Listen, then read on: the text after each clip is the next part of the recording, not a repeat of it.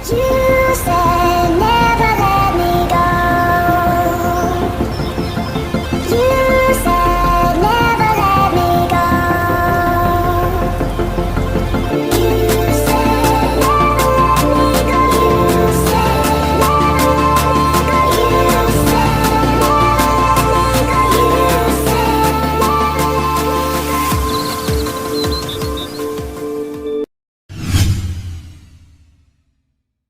Malam itu aku menggali di dalam ingatanku, menggali di dalam ciptaku, menggali di dalam khayalku, apa yang terpendam di dalam bumi Indonesia ini, agar supaya sebagai hasil dari penggalian itu dapat dipakainya sebagai dasar daripada negara Indonesia merdeka yang akan datang.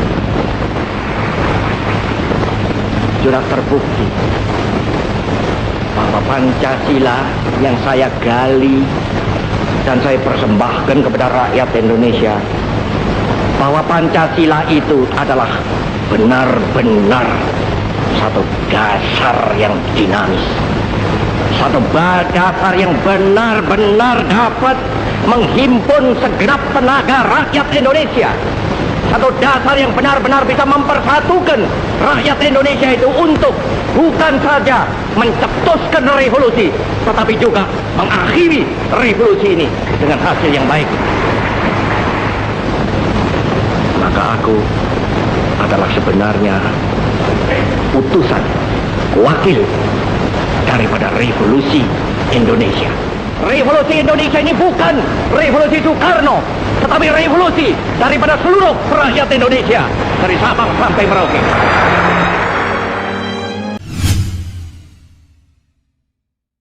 Konsep Pancasila sebagai sistem filsafat.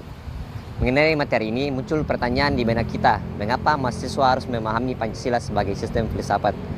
Singkatnya, mata kuliah ini mahasiswa diharap dapat berpikir kompetitif, artinya mahasiswa harus memiliki kesadaran untuk melakukan perlindungan terhadap peristiwa sejarah yang terjadi. Mahasiswa perlu memahami sekaligus mampu menjadi dasar bagi mahasiswa dalam berperilaku baik secara individu sebagai bagian dari keluarga, masyarakat, maupun bagian dari bangsa Indonesia sendiri. Filsafat Pancasila artinya refleksi filosofis mengenai Pancasila sebagai dasar negara. Sastra Prateja menjelaskan makna filsafat Pancasila sebagai berikut. Pengelolaan filosofis Pancasila sebagai dasar negara ditunjukkan pada beberapa aspek. Yang pertama, agar dapat diberikan pertanggungjawaban rasional dan mendasar mengenai sila-sila dalam Pancasila sebagai prinsip-prinsip politik. Yang kedua, agar dapat dijabarkan lebih lanjut sehingga menjadi operasional dalam bidang-bidang yang menyangkut hidup bernegara. Yang ketiga, agar dapat membuka dialog dengan berbagai perspektif baru dalam kehidupan berbangsa dan bernegara. Yang keempat, agar dapat menjadi kerangka evaluasi terhadap segala kegiatan yang bersangkut paut dengan kehidupan bernegara, berbangsa, atau bermasyarakat, serta memberikan perspektif pemecahan terhadap permasalahan nasional. Alasan Pancasila sebagai sistem filsafat ada tiga. Yang pertama, landasan ontologis filsafat Pancasila. Landasan ontologis Pancasila artinya sebuah pemikiran filosofis atas hakikat dan rasion dietrik sila-sila Pancasila sebagai dasar filosofis negara Indonesia. Oleh karena itu, pemahaman atas hakikat-hakikat sila-sila Pancasila itu diperlukan sebagai bentuk pengakuan atas modus eksistensi bangsa Indonesia. Yang kedua itu, landasan epistemologis filsafat Pancasila.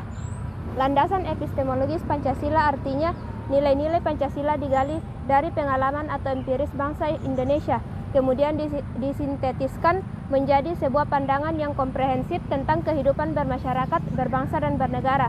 Kemudian yang ketiga yaitu landasan aksiologis Pancasila. Landasan aksiologis Pancasila artinya nilai-nilai atau kualitas yang terkandung dalam nilai-nilai Pancasila. Pada sila pertama mengandung kualitas monoteis, spiritual, kekudusan, dan sakral. Sila kedua mengandung nilai martabat, harga diri, kebebasan, dan tanggung jawab. Sila ketiga mengandung nilai solidaritas, dan kesetiakawanan. Sila keempat mengandung nilai-nilai demokrasi, musyawarah mufakat, dan berjiwa besar. Kemudian sila yang kelima mengandung nilai kepedulian dan gotong royong.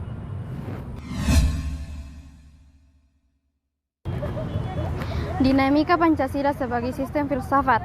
Dinamika Pancasila sebagai sistem filsafat mengalami fluktuasi dari masa ke masa dan dapat kita jumpai pada era kepemimpinan Soekarno dan Soeharto. Pada era kepemimpinan Soekarno, Pancasila sebagai sistem filsafat dikenal dengan istilah filosofis Grandslag, menekankan bahwa Pancasila merupakan filsafat asli Indonesia yang diangkat dari akulturasi budaya bangsa Indonesia. Sementara pada era Soeharto, kedudukan Pancasila sebagai sistem filsafat dikenal dengan istilah Weltanschauung, berkembang ke arah yang lebih praktis melalui adanya penataran keempat. Dinamika yang berlangsung melahirkan dua tentangan Pancasila sebagai sistem filsafat. Yang pertama, kapitalisme, yaitu aliran yang meyakini bahwa kebebasan individual pemilik modal untuk mengembangkan usahanya dalam rangka meraih keuntungan sebesar-besarnya merupakan upaya untuk mensejahterakan masyarakat. Dan yang kedua, komunisme adalah sebuah paham yang muncul sebagai reaksi atas perkembangan kapitalisme sebagai produk masyarakat liberal.